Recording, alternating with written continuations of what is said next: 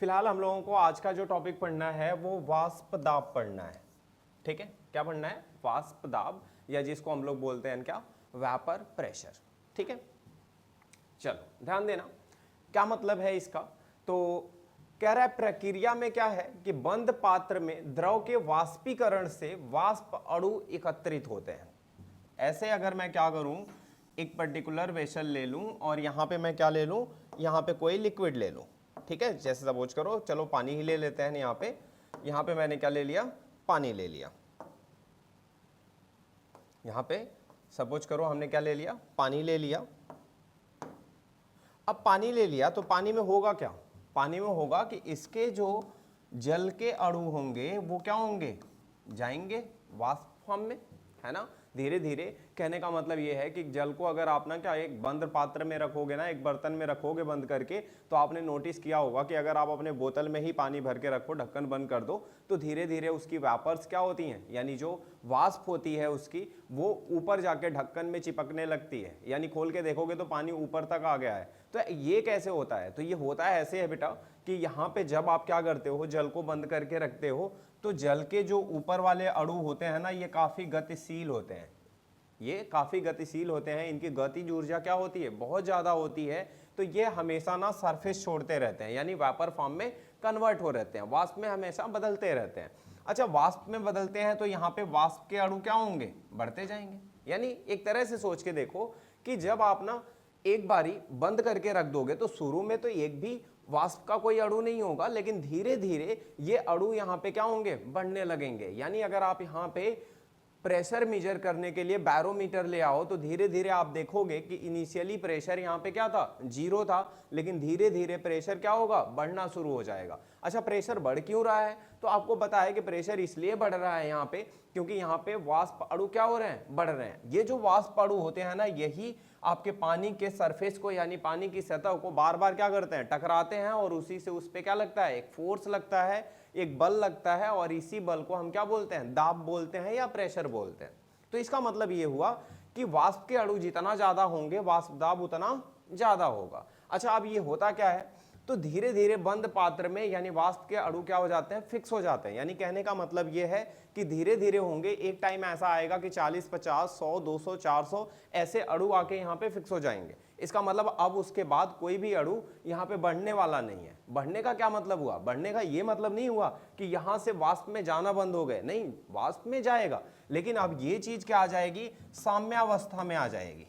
ये क्या आ जाएगी, साम्यावस्था में आ जाएगी। साम्यावस्था का मतलब होता है कि जब दोनों आपका जो प्रोसेस है, दोनों आपका जो क्या है बदलाव है, वो दोनों क्या हो गया, बराबर हो गया। जैसे कि संघनन और इसके बाद द्रवीकरण, यानी कह सकते हो कि ये द्रव से क्या हो रहा है, गैस में बदल रहा है या वाष्प में बदल रहा है, वाष्पीकरण की अवस्था। और संघनन, संघनन मतलब जानते हो ना कि जो द्रव है वो आपका वापस से, यानी जो आपका वाष्प है वो वापस से द्रव में बदलने लगेगा, उसको हम संघनन बोलते हैं। तो जब संघनन और वाष्पीकरण दोनों बराबर रेट से होने लगे, बराबर स्पीड से होने लगे, तो वो कौन सी अवस्था आ जाती है, साम्यावस्था आ जाती है। अच्छा, इस अवस्था में यहाँ पे जो प्रेशर होगा वो क्या हो जाएगा, फिक्स हो जाएगा। यानी अब इससे ज्यादा प्रेशर नहीं बढ़ने वाला या और ना ही इससे कम होने वाला है, तो बस ये फिक्स हो गया। ये जो साम्यावस्था में आपने प्रेशर मेजर किया है ना किसी भी द्रव के ऊपर, उसी को हम उसका क्या बोलते हैं, वाष्प दाब बोलते हैं।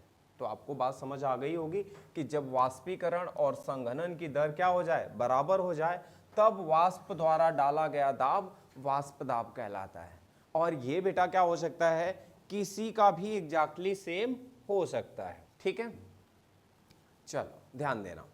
तो कहने का मतलब ये हुआ आपका कि वाष्प दाब आपको क्लियर हो गया होगा अच्छे से। ठीक है, वाष्प दाब क्लियर हो गया ना। मैं एक बार फिर से डेफिनेशन रिपीट कर देता हूं। किसी भी द्रव की सतह पे, किसी भी द्रव की सतह पर वाष्प द्वारा लगाया गया जो दाब होगा उसी को हम क्या बोलेंगे, वाष्प दाब बोलेंगे। लेकिन तब जब क्या होगा, वाष्पीकरण और संघनन की दर क्या हो जाए, बराबर हो जाए। तो किसी भी टेम्परेचर या प्रेशर पे उस द्रव की सतह पर लगाए गए वाष्प के अणुओं के द्वारा जो बल होगा या दाब होगा, हम उसी को क्या बोलेंगे, वाष्प दाब बोलेंगे। अच्छा, अब ये बताओ, ये वाष्प दाब ना सबका क्या होता है, अलग अलग होता है। सबका अलग अलग कैसे, कि द्रव अलग अलग होगा तो दाब भी क्या होगा, अलग अलग होगा। क्यों अलग अलग होता है बेटा, क्योंकि हर एक द्रव के केस में ऐसा नहीं है कि नंबर आप जो क्या है, आपके जो संख्याएं हैं अणुओं की, वो उतनी ही सब में आपके वाष्प में कन्वर्ट हो जितना कि हर पानी में हो रहा है। जरूरी नहीं है ना कि पानी जितना तेजी से वाष्प में कन्वर्ट हो रहा है उसी तेजी से आपका दूसरा द्रव भी कन्वर्ट हो रहा हो, जरूरी नहीं है। तो जब अगर ना सबके वाष्प के अणुओं की संख्या यहाँ द्रव वाष्प अवस्था में अगर बराबर नहीं होगी तो सब पे दाब भी क्या होगा, बराबर नहीं होगा। इसका मतलब ये हुआ कि हर एक द्रव का अपना अलग अलग वाष्प दाब होता है। ठीक है, चलो किस पे ये प्रभावित होता है, किससे किससे, यानी किससे किससे बदलता है ये, तो तापमान से बदलता है। अगर तापमान बढ़ाओगे तो वाष्प दाब बढ़ेगा। अब ये बहुत अच्छी बात है, कैसे कि भाई अगर आप टेम्परेचर बढ़ाओगे तो ज्यादा नंबर ऑफ अणु आपके क्या होंगे, वाष्प में बदलेंगे, और जब यहां वाष्प में अणु ज्यादा होंगे तो इस पे वाष्प दाब भी ज्यादा होगा। इतनी बात क्लियर है? ठीक है, तो ध्यान रहे जब आप तापमान बढ़ाओगे तो वाष्प दाब बढ़ता है। अच्छा, अणुओं की गति से क्या होता है, तो वाष्प अणु द्रव सतह से टकराकर पुनः द्रव में बदल सकते हैं, यानी संघनन होता है। ठीक है, अणुओं की गति से फर्क पड़ता है। अणुओं की गति अगर ज्यादा होगी तो ये क्या होगा, वाष्प में भी ज्यादा बदलेगा और संघनन भी ज्यादा होगा। संतुलन की स्थिति, ठीक है, तो संतुलन की स्थिति आप जानते हो, बेसिकली वाष्पीकरण द्रव से गैस होता है और संघनन गैस से द्रव होता है। तो फिलहाल आप लोगों को जो समझाना था मुझे वाष्प दाब, वो अब आप लोगों को समझ आ गया होगा। ठीक है, पानी का वाष्प दाब जो होता है 25 डिग्री सेल्सियस पे वो 23.8 mmHg होता है। mmHg बच्चों क्या होता है, mmHg यूनिट होता है किसका, दाब का, प्रेशर का।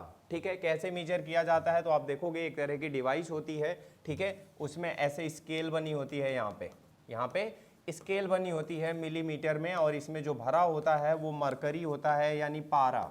ठीक है, इसीलिए जब यहाँ पे मेजर किया जाता है किसी भी सॉल्यूशन का, और अगर वो बढ़ के जहाँ तक मेजर होता है उसी को हम क्या कर लेते हैं, मेजर करके बोल देते हैं कि पारे का इतना मिलीमीटर तक मेजर हुआ। इसलिए ये क्या है, mmHg आपका किसका यूनिट है, दाब का यूनिट है, इकाई है। इतनी बात क्लियर है? ध्यान देना।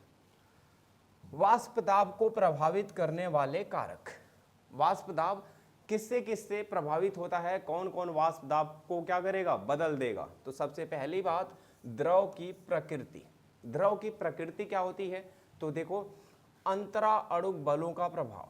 क्या देखना है बच्चों, अंतरा अणुक बलों का प्रभाव। अंतरा अणुक बल क्या होते हैं, अंतरा अणुक बल की अगर बात करोगे तो एक बात ध्यान देना, मैं यहाँ पे आपको कुछ बल बता देता हूं। ठीक है, जैसे जब ना अणुओं के बीच में लगने वाला बल, एक तो आपने कभी पढ़ा होगा, जैसे ये सपोज करो H2O है, एक H2O का दूसरे H2O के साथ एक कनेक्शन होता है।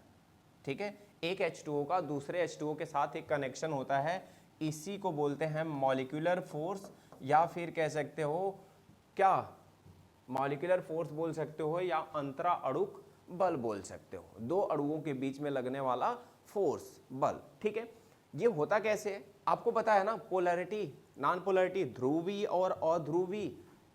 ध्रुवी और अध्रुवी यौगिक जानते हो ना, यानी जिनमें पॉजिटिव और नेगेटिव डेवलप हो जाता है। जैसे H2O है, तो H2O में बच्चों आपको पता है कि ये ऐसे होता है, अब जो पावरफुल होता है उस पर क्या आ जाता है, नेगेटिव चार्ज, और जो लेस पावरफुल होता है उस पर क्या आ जाता है, पॉजिटिव चार्ज। तो ये पॉजिटिव नेगेटिव चार्ज डेवलप हो जाता है, यानी इनके ऊपर आ जाता है। कैसे, दोनों के बीच में जो इलेक्ट्रॉन शेयर हो रहा है ना, दोनों के बीच में जो इलेक्ट्रॉन इन्होंने क्या करके शेयर करके जो क्या बना रखा है, बंध बना रखा है, बॉन्ड बना रखा है एक तरह का। तो हम बात कर रहे हैं किस पे, कि जब ये चार्ज डेवलप हो जाता है, चार्ज आ जाता है, तो एक अणु दूसरे अणु को क्या करने लगता है, एक अणु दूसरे अणु को आकर्षित करने लगता है। अब जैसे इसका पॉजिटिव वाला इसके नेगेटिव वाले को क्या करेगा, अपनी तरफ खींचेगा।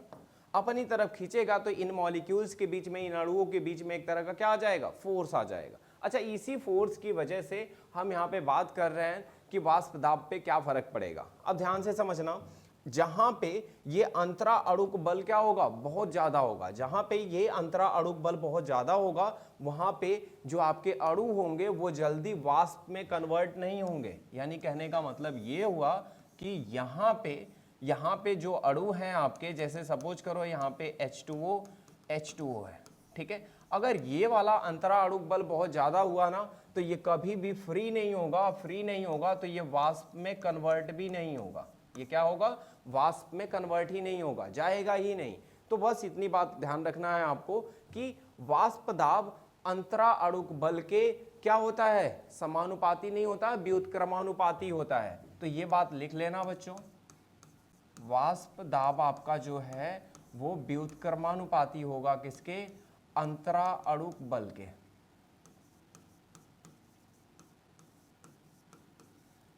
अंतरा अणुक बल के क्या होगा, व्युत्क्रमानुपाती होगा। इसका मतलब अंतरा अणुक बल अगर ज्यादा हुआ तो वाष्प दाब कम होगा, और अंतरा अणुक बल कम हुआ तो वाष्प दाब ज्यादा होगा। ठीक है, ये बात ध्यान रहे। वही बात यहां कह रहा है, कमजोर बल वाले द्रव अधिक वाष्प दाब, जहां पे बल कम होगा वहां वाष्प दाब ज्यादा होगा। मजबूत बल वाले द्रव कम वाष्प दाब, ठीक है। तो जहां पे बल ज्यादा होगा वहां पे वाष्प दाब कम होगा, क्योंकि वाष्प दाब इसीलिए कम होता है क्योंकि बहुत कम नंबर ऑफ क्या होंगे, आपके अणु वाष्प में कन्वर्ट होंगे। चलो, कारण तो जानते हो आप, कमजोर बल वाले अणु आसानी से वाष्प में बदल जाते हैं। तापमान का क्या प्रभाव पड़ेगा बच्चों, तापमान बढ़ने से वाष्प दाब बढ़ता है, और कारण जानते हो आप कि अणुओं की गतिज ऊर्जा बढ़ेगी, और जितना ज्यादा गतिज ऊर्जा बढ़ेगी उतना ज्यादा अणु क्या होंगे, वाष्प अवस्था में पहुंचेंगे। ठीक है, तो ध्यान रखना, अंतरा अणुक बल के क्या होता है, व्युत्क्रमानुपाती, और तापमान के समानुपाती होता है। तापमान बढ़ाने से बढ़ता है और अंतरा अणुक बल बढ़ने से क्या होता है, कम होता है। इतनी बात क्लियर है आप लोगों को। चलो अच्छा, ध्यान देना बच्चों, टाइम से क्लास ज्वाइन किया करो आप लोग, लेट मत किया करो। राउल्ट का नियम एंड द्रव विलयन का वाष्प दाब। अब यहां पे बच्चों हमें समझना है राउल्ट्स का नियम। राउल्ट्स का नियम क्या बताता है, राउल्ट्स का नियम बताता है कि विलयन का वाष्प दाब कैसे निकालोगे आप। विलयन मतलब समझ रहे हो ना, कि अभी तक जो मैंने वाष्प दाब बताया वो केवल एक ही द्रव का बताया, कि एक द्रव को एक बंद पात्र में रखोगे तो धीरे धीरे उसमें से उसके अणु वाष्प में कन्वर्ट होंगे, और जब वाष्प में कन्वर्ट होंगे तो वाष्प वाले अणु उसके द्रव की सतह पे एक फोर्स लगाएंगे, एक बल लगाएंगे, उसी को हम क्या बोलेंगे, वाष्प दाब बोलेंगे, प्रेशर बोलेंगे। ठीक है, अब अगर ऐसा करते हैं तो ध्यान देना, उसी को हमें समझना है कि जब हम दो द्रव को एक साथ मिक्स कर देंगे, दो द्रव को एक साथ मिक्स करके हम क्या बनाएंगे, विलयन बनाएंगे, तो विलयन का जो दाब होगा, टोटल दाब, वो क्या होगा, और उसके आंशिक दाब की भी बात करनी है कि एक विलयन में 2-3 अवयव होंगे, तो जो टोटल दाब आएगा यानी पूरा दाब, उसमें हर एक इंडिविजुअल कंपोनेंट, हर एक अवयव की वजह से दाब लगेगा, तो हर एक अवयव कितना दाब लगाएगा वो भी कैलकुलेट कर पाएंगे। तो ध्यान रखना, राउल्ट्स का नियम क्या कहता है, राउल्ट्स का नियम कहता है कि किसी विलयन में प्रत्येक घटक का आंशिक वाष्प दाब उसके शुद्ध अवस्था के वाष्प दाब और मोल अंश के गुणनफल के बराबर होता है। मतलब ये हुआ कि अगर आप यहाँ पे एक विलयन बनाते हो, दो अलग अलग, सपोज करो ये आपका हो गया एक विलयन ए, ये एक सपोज कर लेता हूं, ये हो गया आपका विलयन बी। ठीक है, अब ये जानो आप कि ए एक क्या है, द्रव है, ये क्या हो गया, एक द्रव हो गया, ये भी एक क्या है आपका, द्रव हो गया। अब अगर ये बिल्कुल प्योर है, इसमें कुछ भी दूसरा प्रेजेंट नहीं है, तो इसके अणु क्या होंगे, वाष्प अवस्था में जाएंगे, और वाष्प अवस्था में जाने की वजह से इसके सरफेस पे, इसकी सतह पे एक दाब लगेगा, जिसको हम क्या बोलेंगे, उसे कंसीडर कर लेना P0A। P0A बच्चों क्या है, ए का प्योर अवस्था में, ठीक है, क्या है आपका, वाष्प दाब है। इसी तरह से बी के अणुओं की वजह से बी की सतह पे जो क्या लगेगा, दाब लगेगा, वो क्या हो जाएगा, P0B।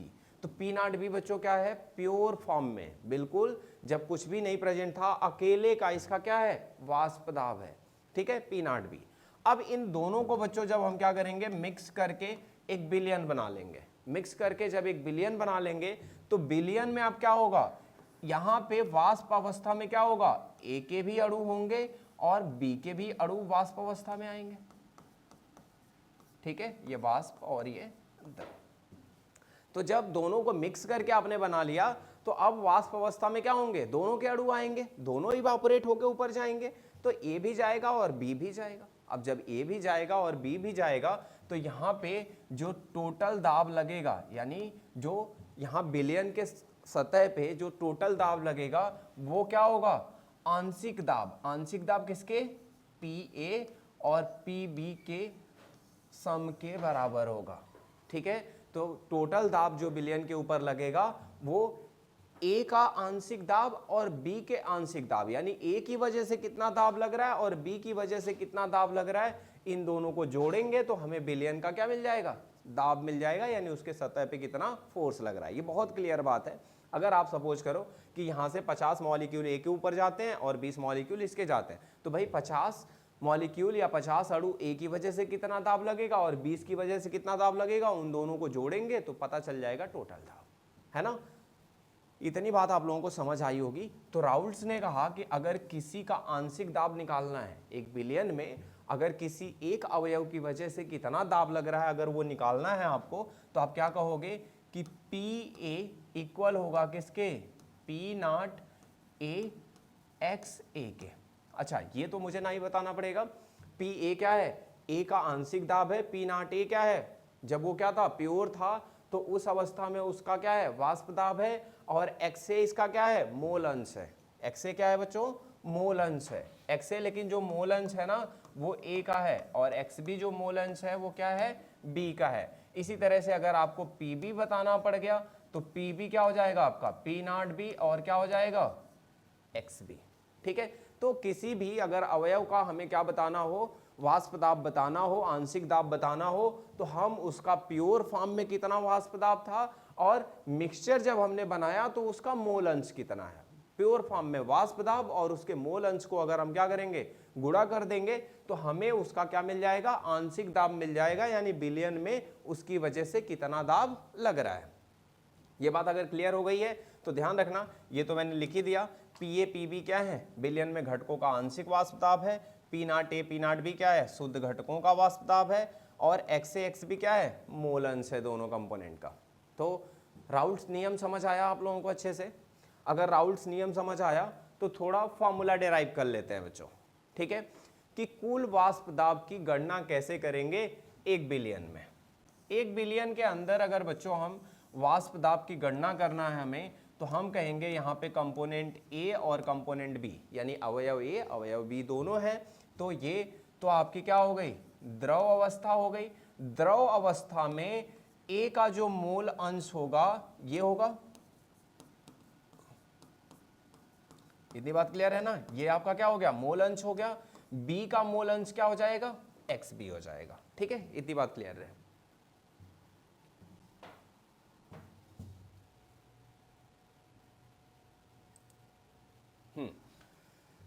बी का ये क्या हो गया बच्चों, मोल अंश हो गया। अब ध्यान देना, अगर हम ये क्या करेंगे, ये वेपर फॉर्म में जाएंगे यानी वाष्प में कन्वर्ट होंगे, तो यहां पे क्या हो जाएगा, ये यहां पे हम मान के चलें, यहां पे हो जाएगा आपका क्या, पी ए और क्या हो जाएगा, पी बी। और आपको पता है ना, अगर डाल्टन के आंशिक दाब के नियम के हिसाब से चले तो पी ए क्या हो जाएगा, किसके बराबर हो जाएगा बच्चों, पी ए किसके बराबर हो जाएगा, पी नॉट ए एक्स ए के बराबर हो जाएगा, है ना, कि प्योर फॉर्म में इसका वाष्प दाब कितना था और इसका मोल अंश कितना है। और पी बी कितना हो जाएगा बच्चों, पी बी हो जाएगा पी नॉट ए, अरे पी नॉट ए कह रहा हूं, P naught B X B. ठीक है, तो अगर पूरे बिलियन का हम टोटल की बात करें तो टोटल किसके बराबर हो जाएगा, टोटल हो जाएगा बच्चों यहाँ पे पी नॉट ए, मतलब हम इसे ऐसे लिख सकते हैं कि हम कहेंगे बिलियन के सरफेस पे, बिलियन के सतह पे टोटल दाब जो लग रहा है वो पी ए और प्लस पी बी के बराबर होगा, यानी ए का आंशिक दाब और बी का आंशिक दाब। अच्छा, इन दोनों की जगह इसे रख देते हैं, ये क्या हो जाएगा आपका P naught A X A हो जाएगा, और ये क्या हो जाएगा P naught B X B हो जाएगा।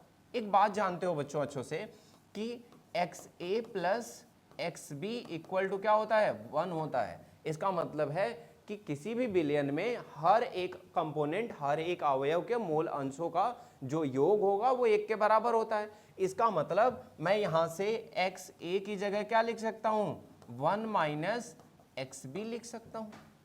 ठीक है, तो मैं ये चीज यहां उठा के रख देता हूं। अब यहां रखूंगा तो ये हो जाएगा P नॉट A, यहां हो जाएगा 1 माइनस XB और ये हो जाएगा P नॉट B XB।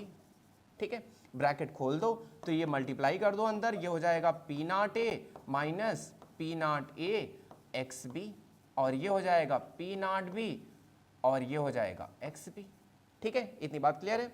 अब ध्यान देना यहाँ पे क्या करेंगे बच्चों, हम यहाँ पे XB को कॉमन ले लेंगे तो क्या करेंगे, P नॉट A है बच्चों, प्लस वाले को पहले लिख लेना, इसको बाद में लिख लेना। तो यहाँ पे क्या कर देना बच्चों, यहाँ पे कॉमन ले लेना, क्या P नॉट XB क्या लेना, कॉमन लेना। क्या लोगे कॉमन, XB कॉमन लोगे। XB कॉमन लोगे तो बच्चों यहाँ से बचेगा P नॉट B और यहाँ से बचेगा P नॉट A। ठीक है, यहाँ कंफ्यूज बिल्कुल मत होना, ये हो गया आपका P टोटल। बच्चों ये फॉर्मूला लगाना है आपको, ये फॉर्मूला याद रखना है बहुत अच्छे से। क्यों, न्यूमेरिकल आएगा, न्यूमेरिकल में क्या होगा आपसे, जब टोटल दाब यानी बिलियन के या बिलियन के क्या होगा, सतह पे कितना वाष्प दाब लग रहा है, अगर वो हमें निकालना पड़े तो हम कैसे निकाल सकते हैं, हम निकाल सकते हैं कि किसी एक कंपोनेंट का, किसी एक अवयव का क्या पता हो, हमें मोल अंश पता हो, और प्योर फॉर्म में उनका क्वेश्चन में हमें चीजें क्या होंगी, गिवन रहेंगी। अच्छा, इतनी बात तो आपको समझ आ गई होगी यहाँ तक। ठीक है, तो ये फॉर्मूला आप जरूर नोट करना। ठीक है, ये तो बात हो गई मोल अंशों की। मोल अंशों की बात हो गई बच्चों, तो एक बारी मैं आपको थोड़ा सा चीजें और समझाता हूँ। क्या समझाता हूँ, देखो कुल वाष्प दाब और संरचना का संबंध कुछ तो मैंने आपको बताया है, जैसे मोल अंश में XA plus XB equal to क्या होता है, 1 होता है, तो XA equal to 1 minus XB ये हो सकता है। रैखिक निर्भरता क्या है बच्चों, ये भी मैं आपको समझा देता हूँ। अभी जो मैंने आपको फॉर्मूला लिखवाया है गणितीय रूप में, वो ये लिखवाया है कि P टोटल आपका जो होगा सॉल्यूशन का, वो P not A plus P naught B minus P not A XB के इक्वल होगा। अच्छा बच्चों, जिन लोगों के पास मैथ होगी वो थोड़ी बातें जरूर समझते होंगे कि एक लाइन की जो क्या होती है, एक रेखा का जो समीकरण होता है, या कह सकते हो जो उसकी इक्वेशन होती है, वो क्या होती है बच्चों, y equal to mx plus C होता है।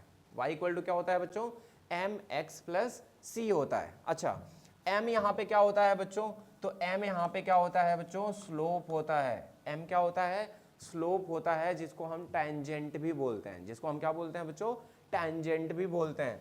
और c को क्या बोलते हैं बच्चों, तो c ना y एक्सिस को, c y एक्सिस को कितना ऊपर जाके कट करता है ना, इसी को हम क्या बोलते हैं, c बोलते हैं। ठीक है, तो अब यहाँ से c एक तरह से कांस्टेंट होता है जो बदलता नहीं है, तो आप बहुत ज़्यादा परेशान भी मत होना इस बात को लेके। बहुत बेसिक सी चीज़ समझनी है यहाँ से आपको। क्या समझनी है कि यहाँ पे जो XB है वो वेरिएबल है, ये क्या है, बदलता है, क्या है, वेरिएबल है, तो x हो गया। इसके सामने जो आपका क्या है, नंबर है, यानी P naught B minus P not A है बच्चों, ये क्या है, m है, यानी स्लोप बताता है। और ये जो P नॉट A है, ये बच्चों प्योर तो रहता है ना, वो तो फिक्स है ना, बदलेगा नहीं, तो वो क्या होता है आपका, C होता है। मतलब कहने का ये कि अगर आप देखोगे ये बात, ग्राफ बनाओगे अगर आप, किसमें, मोल अंश और प्रेशर में, किसमें बच्चों, मोल अंश और प्रेशर में अगर आप क्या बनाओगे, ग्राफ बनाओगे, तो वो ग्राफ बिल्कुल एक सीधी रेखा मिलेगी। ठीक है, यही कहने का मतलब है। और यही कहने का मतलब है बच्चों, तो ये मतलब हम थोड़ा सा समझ सकते हैं। अगर आपको ग्राफ दिख रहा है तो मैं मतलब समझाता हूं बच्चों। ये 2 लाइनें ले लो, क्या ले लो, 2 लाइनें ले लो बच्चों। इन दोनों लाइनों पे हम क्या रखेंगे बच्चों, प्रेशर रखेंगे। क्या रखेंगे, प्रेशर रखेंगे दोनों अवयव का। चलो, पहले वाले पे हमने पहले अवयव का प्रेशर रखा, जो कि कितना है बच्चों, P नॉट A है। कितना है, P नॉट A है। ठीक है, दूसरे वाले लाइन पे हमने दूसरे वाले अवयव का क्या रखा, प्रेशर रखा बच्चों, और ये कितना है आपका, P नॉट B है। अच्छा, ये P नॉट B है, इतनी बात क्लियर है आप लोगों को। अब इसके बाद ध्यान देना, यहां से जब हम इधर की तरफ जाते हैं बच्चों, तो ये इस पे हमने मोल अंश ले रखा है। इस पे हमने क्या ले रखा है बच्चों, इस पे हमने मोल अंश ले रखा है। ठीक है, लेकिन एक बात ध्यान देना, यहां मोल अंश कैसे है, यहां पे देख रहे हो आप, लिखा हुआ है XA इक्वल टू 1 और XB इक्वल टू 0।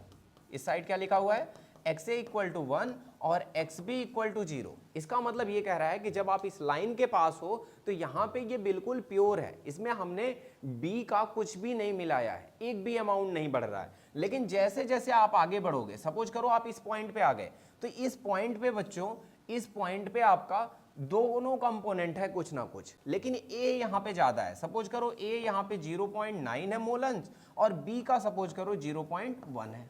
जैसे जैसे आप आगे बढ़ोगे, यहाँ पे सपोज करो दोनों का बराबर है, यहाँ पे सपोज करो ये भी 0.5 है और ये भी 0.5 है, यानी दोनों बराबर है। जैसे जैसे आप आगे बढ़ोगे, ये सपोज करो अब यहाँ पे A जो होगा, XA जो होगा वो सपोज करो 0.1 हो गया और XB सपोज करो 0.9 हो गया। जैसे यहाँ पे बढ़ोगे, XB आपका क्या हो, XA आपका क्या हो जाएगा, 0 हो जाएगा। XA आपका क्या हो जाएगा बच्चों, 0 हो जाएगा और XB आपका क्या हो जाएगा, 1। तो इतनी बात समझ गए हो कि एग्जैक्ट लाइन पे बात करेंगे अगर हम, तो वहां पे केवल क्या होगा, इस पे केवल A होगा, B नहीं होगा, इस पे केवल B होगा, A नहीं होगा। लेकिन जैसे जैसे हम इधर की तरफ जाएंगे, क्या होगा, A कम होता जाएगा, B बढ़ता जाएगा, और उधर से इधर आएंगे तो B कम होता जाएगा, A बढ़ता जाएगा। इतनी बात समझ आ गई होगी। अब कुछ चीजें ध्यान देना, जैसे ये जो लाइन है ना डॉट डॉट वाली, ये जो लाइन है आपकी कौन सी, डॉट डॉट वाली, ये लाइन जो है ना वो किसको दिखाती है, वो दिखाती है PA इक्वल टू, ये वाली लाइन बच्चों किसको दिखाती है, ये दिखाती है PA, यानी A का आंशिक दाब। और A का आंशिक दाब आप जानते हो ना, P नॉट A XA के बराबर होता है। और ये वाली जो लाइन है बच्चों, ये वाली शो कर रही है किसको, ये शो कर रही है PB के आंशिक दाब को, यानी PB equal to P naught B XB को। अच्छा ये बताओ बच्चों, ये तो इंडिविजुअल लाइन जो डॉट्स वाली हैं वो हर एक अवयव का वाष्प दाब बता रही है, लेकिन कौन सा, आंशिक वाष्प दाब। और बच्चों ये वाली जो लाइन है, ये वाली मेन वाली सॉलिड लाइन जो है, ये वाली लाइन आपके P टोटल को बता रही है, यानी ये बिलियन के दाब को बता रही है। और बिलियन का दाब क्या होता है, A का आंशिक दाब और B के आंशिक दाब के योग के बराबर होता है। ठीक है, तो ये वाली लाइन किसको बता रही है बच्चों, टोटल, यानी बिलियन पे कितना दाब लग रहा है। तो ग्राफ का तो मतलब आपको समझ आ गया होगा। अब एक बात ध्यान रखना, थोड़ा सा बहुत आसाम से समझना, अगर A और B दो अवयव है ना, और इनमें से जो ज्यादा वाष्पशील होगा, ध्यान रखना क्या, इनमें से जो ज्यादा वाष्पशील होगा उसकी वजह से दाब ज्यादा लगेगा, और जो कम वाष्पशील होगा उसकी वजह से दाब क्या लगेगा, कम लगेगा बच्चों। ठीक है, यहाँ पे जो लिखा है P नॉट A आपका, ये अगर ज्यादा वाष्पशील है तो P नॉट A क्या होगा, ज्यादा होगा। घटक A आपका क्या है, अधिक वाष्पशील है। ठीक है, यहाँ पे घटक B आपका क्या है, अधिक वाष्पशील है। तो ध्यान रखना, जिसका वाष्प दाब ज्यादा होगा वो ज्यादा वाष्पशील होगा, और जिसका दाब कम होगा वो कम वाष्पशील होगा। ठीक है, चलो अगर इतनी बात समझ आ गई तो एक चीज और समझो, और इसके बाद तुरंत न्यूमेरिकल पे शिफ्ट होंगे, क्योंकि बिना न्यूमेरिकल के आपको सारी चीजें क्लियर नहीं होंगी। आ जाओ, एक तो बच्चों आप लोगों को यहाँ पे मैंने समझाया, आपको ये समझाया कि द्रव अवस्था में अगर A और B को हमने मिक्स किया है, द्रव अवस्था में अगर इनका मोल अंश XA है और इसका मोल अंश क्या है, XB है। चलो ये लेकिन किस अवस्था में बताया मैंने, द्रव अवस्था में, कि मतलब पानी और अगर एल्कोहल दोनों को मैंने मिक्स कर दिया है तो द्रव अवस्था में पानी का सपोज करो XA हो गया और एल्कोहल का सपोज करो XB हो गया। लेकिन बच्चों जब ये क्या होंगे, वाष्प में जाएंगे, तो वाष्प में अणुओं की संख्या जो होगी उनका अगर हम मोल अंश निकालेंगे तो उनको अलग नाम देंगे। यहां ध्यान देना, यहां YA लेंगे और क्या लेंगे, YB लेंगे। लेकिन बच्चों ये क्या होगा, वाष्प अवस्था में मोल अंश है। तो बहुत केयरफुली हमेशा दिमाग में रखना कि भाई द्रव अवस्था में मोल अंश अलग निकलेगा और वाष्प अवस्था में मोल अंश अलग निकलेगा। यहाँ तो भाई मिक्स किया है आपने, यहाँ पे द्रव अवस्था में अल्कोहल कितना है, पानी कितना है, वो मोल अंश है। लेकिन जब ये चीज आप देखोगे कि वाष्प में, तो वाष्प में अणुओं की संख्या गिन के निकाला जाएगा, और वहां पे YA और YB एक अलग वेरिएबल देके ध्यान रखना, वाष्प अवस्था में इनके मोल अंश अलग होंगे। अब वाष्प अवस्था में मोल अंश अलग होंगे बच्चों, तो दोनों के लिए दो ला लगाएंगे। दिमाग में इस बात को रट डालना, इसको लगाएंगे राउल्ट्स ला, इसको लगाएंगे बच्चों क्या, राउल्ट्स लॉ लगाएंगे, यानी राउल्ट का नियम लगाएंगे, और इसके लिए बच्चों डाल्टन का नियम लगाएंगे। इसके लिए क्या लगाएंगे?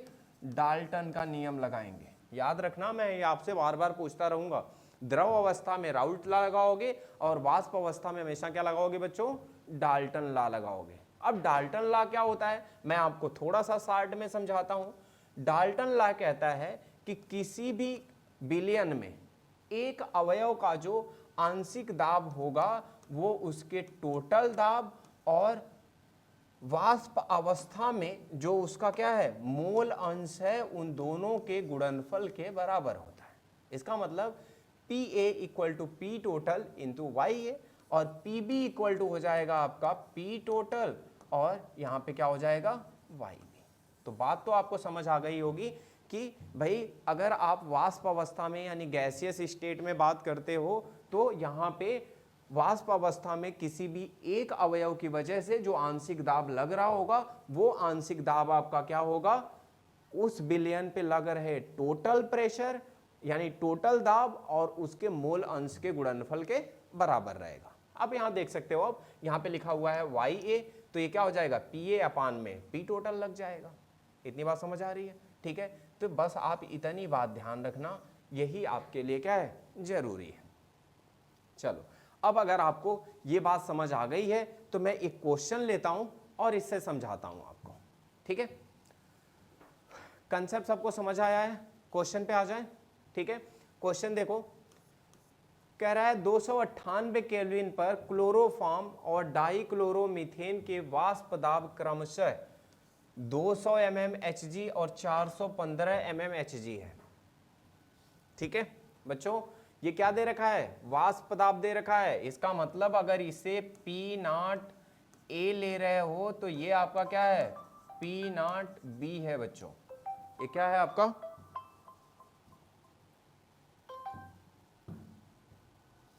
ये क्या है आपका, P0B है। ठीक है, चलो ध्यान देना, आप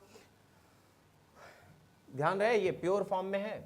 अब यहां पे कुछ इंफॉर्मेशन है। क्या इंफॉर्मेशन है बच्चों, 25.5 ग्राम क्लोरोफॉर्म CHCl3 है, 40 ग्राम CH2Cl2 है, मिलाकर बनाए गए विलयन के वाष्प दाब की गणना कीजिए। वाष्प दाब की गणना करना है बच्चों, यानी टोटल दाब निकालना है। टोटल दाब कैसे निकालेंगे, तो पहले तो आपको क्या करना पड़ेगा बच्चों, मोल अंश निकालना पड़ेगा। मोल अंश निकालना जानते हो? चलो मुझे बता दो, पहले तो आप क्या निकालोगे, Na निकालोगे। क्या निकालोगे बच्चों, Na ए यहां फिक्स कर लेना, कंफ्यूजन ना हो आपको। A को ले लो CHCl3 और B को ले लो क्या, CH2Cl2। ठीक है, अब ध्यान देना,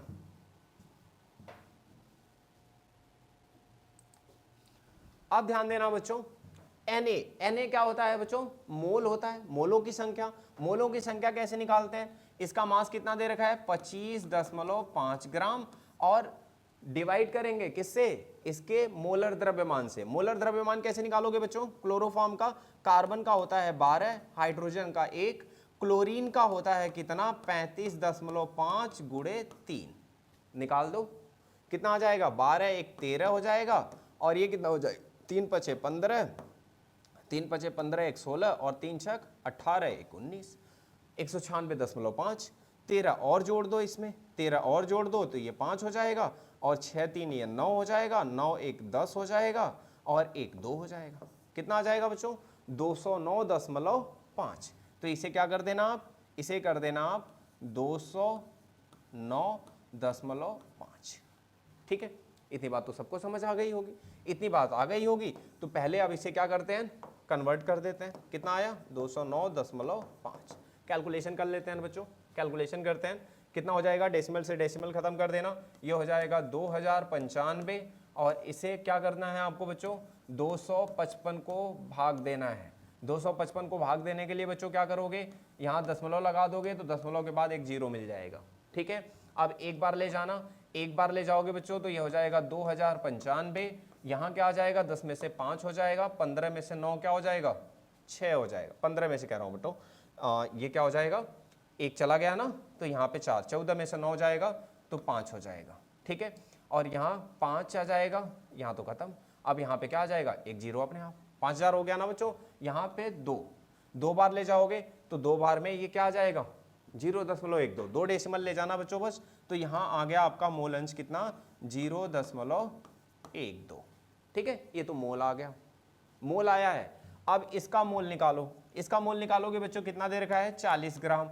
40 ग्राम को डिवाइड करो, किससे करोगे बच्चों, इसका भी निकाल लो मोलर द्रव्यमान, कितना आ जाएगा, कार्बन 1 12, हाइड्रोजन 2, और यहाँ पे क्या हो जाएगा 35.5 गुणे 2, कितना हो जाएगा बच्चों, ये हो जाएगा 71 और ये हो जाएगा 14, 71 14 कितना हो जाएगा बच्चों, 85, यही ना। चलो 85 हो जाएगा तो इसको 85 से कर दो, चाहो तो और इसे छोटा कर दो, 5 बटे 40 हो जाएगा और ये 17 हो जाएगा। बच्चों इसे भी डिवाइड कर दो, 17 से किसको करना है, 8 को, दशमलव लगा दो बच्चों, यहाँ पे आ जाएगा 80, कितना हो जाएगा, 17 × 5 = 85 होता है, 17 चौका कितना हो जाएगा, 68 हो जाएगा। ठीक है, कैलकुलेशन पे ध्यान देना, ये आप लोगों का काम है बेटा। तो 10 में से 8 2 हो जाएगा, 7 में से 6 1 हो जाएगा, 120 हो जाएगा बच्चों।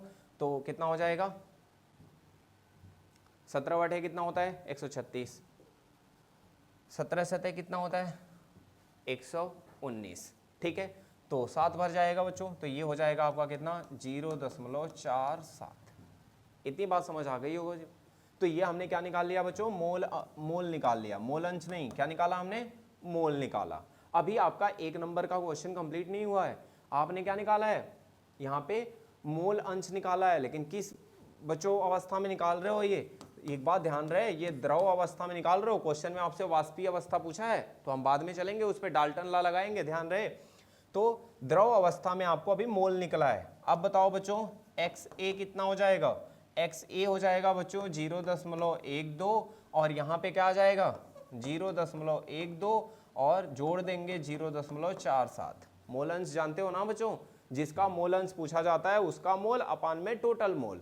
तो ये कितना हो जाएगा, ये हो जाएगा 0.12 और नीचे कितना आ जाएगा बच्चों, नीचे आ जाएगा आपका, जोड़ दो 7 और 2 9 हो जाएगा, 4 और 1 5 हो जाएगा। ठीक है, दशमलव हटा दो और इसकी भी कैलकुलेशन यहीं कर लो। चलो ध्यान देना, 12 को आपको डिवाइड करना है किससे, 59 से। ठीक है बच्चों, यहाँ दशमलव लगाओ, यहाँ 0 लगाओ। ठीक है, कितना हो जाएगा बच्चों, ये तो 2 बार ले जाओ, 2 बार ले जाओगे बच्चों तो दोनों 18 हो जाएगा, 2 × 5 = 10 1 11, 118 आएगा बच्चों। फिर यहाँ से कितना हो जाएगा, 10 में से 8 2 हो जाएगा, बस इतना ही आएगा। फिर यहाँ पे 20 हो जाएगा, 1 दशमलव के बाद फिर से 0 लगाओगे बच्चों तो यहाँ पे 200 हो जाएगा। ठीक है, तो ये कितना आएगा, तो इसे हम ले लेते हैं बच्चों, कितना ले लें, 0.2 ले लेते हैं, कितना ले लेते हैं, 0.2, कितना आ गया बच्चों, 0.2। ये क्या आ गया, मोल अंश आ गया, क्या XA आ गया, XA आ गया बच्चों। तो XB कितना हो जाएगा, 1 में से कम कर देना, 1 में से क्या कर देना, 0 - 2 कर देना, ये आ जाएगा 0.8। ये क्या आ गया बच्चों, XB आ गया। तो मैंने आपको पहले क्या बता दिया कि जो इंफॉर्मेशन थी उसके भरोसे हम कैसे निकालेंगे, मोल अंश कैसे निकालेंगे, दोनों का मोल अंश तक निकाल लोगे। इतनी बात समझ आ गई है। अब देखो दोनों का क्या है, प्योर अवस्था में आंशिक दाब दिया हुआ है, यानी वाष्प दाब दिया हुआ है, वाष्प दाब दिया हुआ है। तो चलो आगे चलते हैं, चलो ध्यान देना बच्चों, इस न्यूमेरिकल को कंप्लीट करते हैं। P0A दे रखा है आपका 200 mmHg। ठीक है, और XA कितना निकल के आया बच्चों, 0.2। ठीक है, और बच्चों P0B कितना दे रखा है बच्चों, ये दे रखा है 415 mmHg, यही दे रखा है ना बच्चों, ध्यान देना 415। अच्छा XB कितना निकल के आया है बच्चों, XB निकल के आया है 0.8। ठीक है, अब आपको क्या निकालना है, आपको तो निकालना है पहले तो वाष्प दाब, क्या निकालना है बच्चों, P टोटल। P टोटल जानते हो ना क्या होता है, P0A XA और P0B XB। इतनी बात समझ आ रही है। P0A बच्चों कितना है, 200 है, ये कितना हो जाएगा 0.2। P0B बच्चों कितना है, 415, ये हो जाएगा 0.8। इतनी बात समझ आई। चलो निकाल दो, ये कितना हो जाएगा, 2 से गुणा कर दो, 2 दूना कितना हो जाएगा 400, 1 पे दशमलव लगा दो, ये कितना हो जाएगा बच्चों, 8 से कर दो, 8 पचे क्या हो जाएगा 40, 8 एक कम 8 और 4 12, 8 चौके 32, 1 33 हो जाएगा, एक पे दशमलव लगा दो, जोड़ दो बच्चों कितना हो जाएगा, ये तो दशमलव जीरो रहेगा, 2 में 0 2 हो जाएगा, 3 में 4 7 हो जाएगा, और ये 3 कितना हो गया बच्चों 372, क्या हो गया पी टोटल बच्चों 372 बार आ गया, या mmHg आ गया, क्या आ गया बच्चों mmHg आ गया। अब बताओ मुझे पहला क्वेश्चन सॉल्व हुआ बच्चों, अगर आंशिक दाब अलग अलग पूछता तो ये क्या हो जाता PA हो जाता और ये क्या हो जाता बच्चों PB हो जाता, ठीक है। ये एक बात है, ये बात अगर समझ आ गई, एक क्वेश्चन इसमें आपका बच्चों ये है दूसरा वाला कि आप क्या निकालो, वाष्प अवस्था में मोल अंश निकालो बच्चों, क्या निकालो, वाष्प अवस्था में मोल अंश निकालो।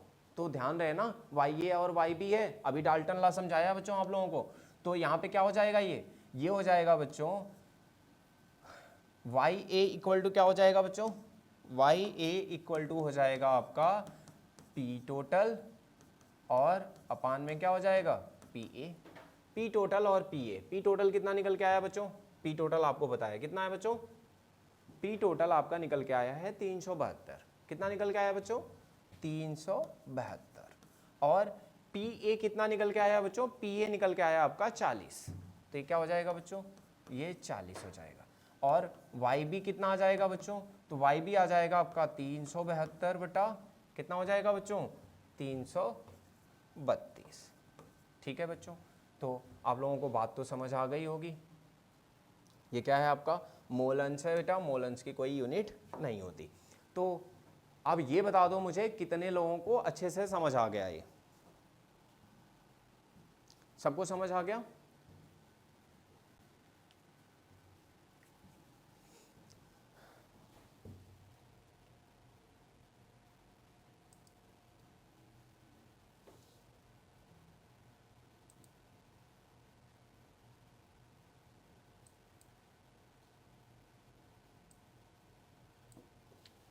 चलो जल्दी बता दो बच्चों, मौसम समझ आ गया, अर्चना प्रिया सबको समझ आ गया बच्चों, और जो लेट ज्वाइन हुए हैं वीडियो वापस से देख लेना, मैं डाल दूंगा, लेकिन आप लोग थोड़ा टाइम से रहा करो बच्चों, लेट मत किया करो, जल्दी बताओ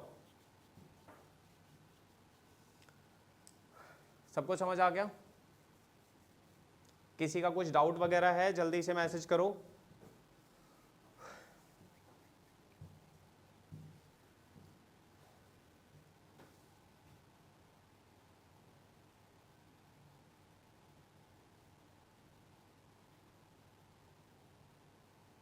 मैंने आपको अभी जो बताया है आज का, वो क्या बताया है आपको, वाष्प दाब बताया है आप लोगों को, ठीक है बच्चों, वाष्प दाब समझाया है आपको, वाष्प दाब में जितनी भी चीजें आपको कराई हैं वो चीजें आपको क्या क्लियर हैं बिल्कुल, फटाफट बता दो क्या क्या चीजें पढ़ाई आपको मैंने आज, वाष्प दाब पढ़ाया कि वाष्प दाब क्या होता है ना, और वाष्प दाब क्या होता है ये बताया आपको, इसका यूनिट बताया आपको, और क्या बताया, इसको प्रभावित करने वाले सारे कारक आपको समझा दिए, और क्या बताया, राउल्ट्स का नियम समझाया आपको द्रव द्रव विलयन के लिए। राउल्ट्स नियम के बाद मैंने आपको क्या बताया कि राउल्ट्स नियम से हम किसी विलयन का पूरा दाब कैसे कैलकुलेट करेंगे। इसके बाद मैंने राउल्ट लॉ से निष्कर्ष निकाले, कभी कभी पूछा जाता है, यानी रैखिक संबंध क्या है बच्चों, रैखिक संबंध मैंने आपको ग्राफ से बताया और निकाल के भी बताया, ठीक है। इसके बाद क्या बताया, वाष्प अवस्था की संरचना, मैंने बताया आपको कि द्रव अवस्था में मोल अंश अलग होते हैं और वाष्प अवस्था में मोल अंश अलग होते हैं। वाष्प अवस्था में मोल अंश हम किससे कैलकुलेट करते हैं, डाल्टन लॉ से, और द्रव अवस्था में किससे करते हैं बच्चों, राउल्ट्स लॉ से, ठीक है। ये चीज समझाइए आपको। इसके बाद एक न्यूमेरिकल, यहां तक क्लियर है आप लोगों को, कोई कंफ्यूजन तो नहीं है किसी को, किसी को कोई कंफ्यूजन है? चलो बच्चों हमारे पास थोड़ा टाइम और है, हम एक क्वेश्चन सॉल्व करते हैं। 350 केल्विन पर शुद्ध द्रवों ए और बी के वाष्प दाब 450 और 750 mmHg है। यदि कुल वाष्प दाब 600 mmHg हो तो द्रव मिश्रण का संघटन बताना है, द्रव मिश्रण का संघटन और साथ ही वाष्प अवस्था का भी संघटन। द्रव अवस्था का मतलब बच्चों XA और XB बताना है, और वाष्प अवस्था मतलब YA और वाई भी बताना है। ये क्या बताओगे बच्चों, राउल्ट्स लॉ बताओगे। यहाँ पे क्या बताओगे, राउल्ट्स लॉ के हिसाब से, और यहाँ क्या बताओगे बच्चों, डाल्टन के हिसाब से। ठीक है, तो चलो आप लोगों के पास 2 मिनट है बच्चों, फटाफट मुझे आंसर करके बता दो, और नहीं आता है तो भी बता देना, टाइम मत लेना, ताकि मैं ये क्वेश्चन भी कंप्लीट करा के ही चलूं। अटेम्प्ट करो बच्चों जल्दी से।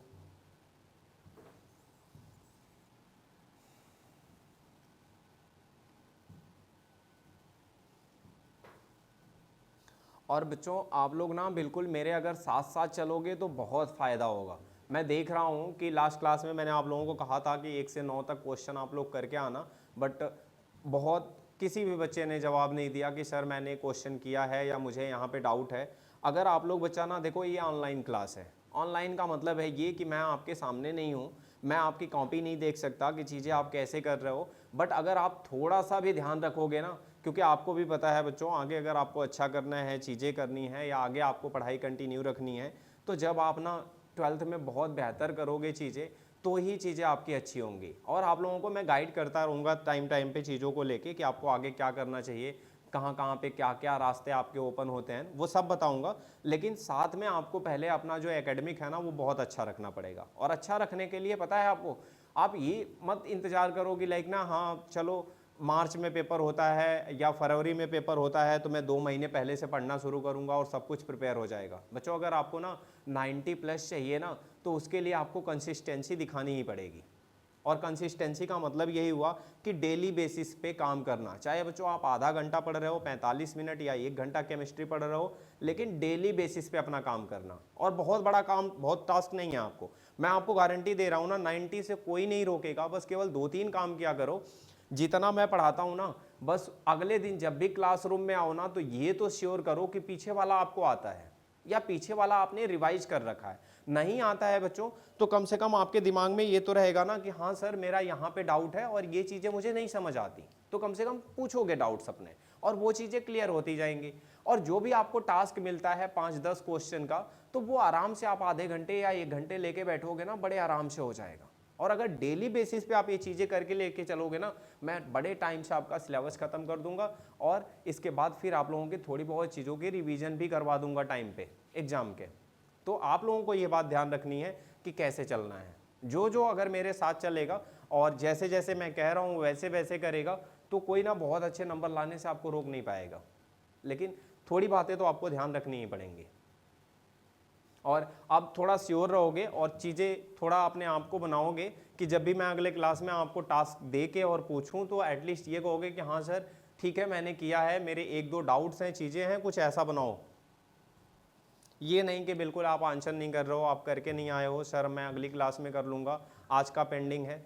और किसी की भी क्लास छूट जाती है बच्चों ना, तो मेरे से लिंक ले लो, चीज़ें ले लो, मैसेज कर दो कि सर हाँ क्लास छूट गई है, मुझे लिंक दे दो, चीज़ें दे दो। अगली क्लास में आके आप देखने के बाद वीडियो कुछ डाउट रह जाता है तो पूछ डालो। ये चीज़ें जब करोगे तब ठीक होंगी। और इसका आंसर बताओ जल्दी जल्दी आप लोग।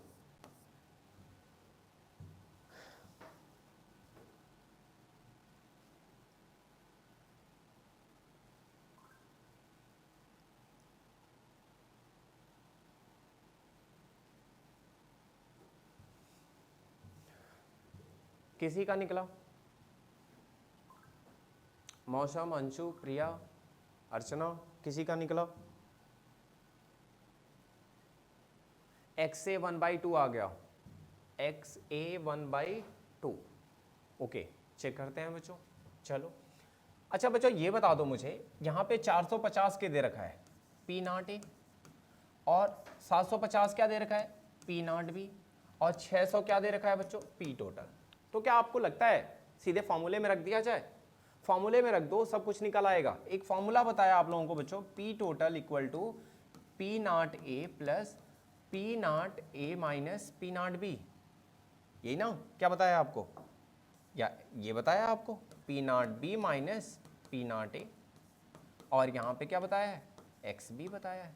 अब P टोटल आपका कितना है बच्चों 600 है, P0A कितना है बच्चों 450 है, और P0B कितना है बच्चों, P0B आपका 750 है, ये 450 है, और ये आपका XB नहीं पता आपको, ठीक है, ये रहने दो। अब ये बच्चों 650 में से 450 को इधर ले आओ तो कितना हो जाएगा ये बच्चों, ये बचेगा आपका कितना 150, सब्ट्रैक्ट कर देना लाके। और ये 750 में से 450 करोगे बच्चों तो ये कितना हो जाएगा, 750 में से 450 करोगे तो ये कितना आएगा बच्चों, ये आपका आ जाएगा 250। कितना आएगा, कितना आएगा ये 300 आएगा। और यहाँ पे, यहाँ तो ए 150 ठीक है, यहाँ पे कितना हो जाएगा 4 3 7, हाँ ठीक है। ये कितना हो जाएगा बच्चों, ये 300 हो जाएगा। तो ये हो जाएगा 300, ठीक है। और ये हो जाएगा आपका एक्स बी, गुड़े में है ना, तो ये इधर जाके क्या हो जाएगा, डिवाइड हो जाएगा, भाग हो जाएगा। एक्स बी हो जाएगा कितना बच्चों 150 और बटे में 300। इसे कट करोगे 15 दूना 30 हो जाएगा, यानी 1/2 यानी 0.5। अब बच्चों आपको वो दूर नहीं जाने की जरूरत है, जब 0.5 आ गया आपका एक्स बी कितना आ गया 0.5, तो एक्स ए कितना हो जाएगा 1 माइनस 0.5, कितना आ जाएगा, ये भी 0.5 आ जाएगा। ठीक है, दोनों का सम क्या होता है 1 होता है ना, ठीक है। तो चलो मूल अंश तो निकल गया बच्चों, लेकिन ये किस में निकला है बच्चों, ये निकला है द्रव अवस्था में। ये किस में निकला है, द्रव अवस्था में। वाष्प अवस्था में क्या होगा, वाष्प अवस्था में क्या होगा, वाष्प अवस्था में क्या निकलोगे वाई ए और वाई बी। वाई ए और वाई बी के लिए बच्चों क्या निकालना पड़ेगा आपको, पी ए और पी बी निकालना पड़ेगा। पी ए क्या होता है बच्चों, पी नॉट ए एक्स ए होता है। तो पी नॉट ए कितना है बच्चों 450 है, एक्स ए कितना है बच्चों 0.5 है, ठीक है। या उसे 1/2 लिख लो, क्या लिखोगे 1/2, तो कितना हो जाएगा बच्चों, ये हो जाएगा आपका 225।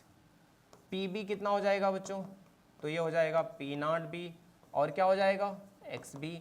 पी नॉट बी कितना है बच्चों 750 गुणे 1/2, कितना हो जाएगा बच्चों, ये हो जाएगा 2 3 6, 2 7 14 और 2 5 10, 375 हो जाएगा बच्चों। अच्छा ये निकल गया बच्चों, तो अब निकाल लेना आप वाई ए क्या हो जाएगा बच्चों, पी टोटल। पी टोटल कितना है बच्चों 600, तो क्या हो जाएगा 600 बटे में कितना हो जाएगा 225। और इसी तरह से वाई बी कितना हो जाएगा बच्चों 600 और बटे में कितना हो जाएगा बच्चों 375। समझ आ गया होगा, क्लियर है सबको, कोई कंफ्यूजन तो नहीं किसी को, सब ठीक है। चलो तो ठीक है बच्चों, हमारा टाइम भी हो गया है, लेकिन अब अगली क्लास से आप लोग इतनी बात का जरूर ध्यान रखोगे कि सारे क्वेश्चंस करके आओगे, ठीक है। कोई कंफ्यूजन तो नहीं किसी को, बाकी हम अगली क्लास में अगला टॉपिक पढ़ेंगे।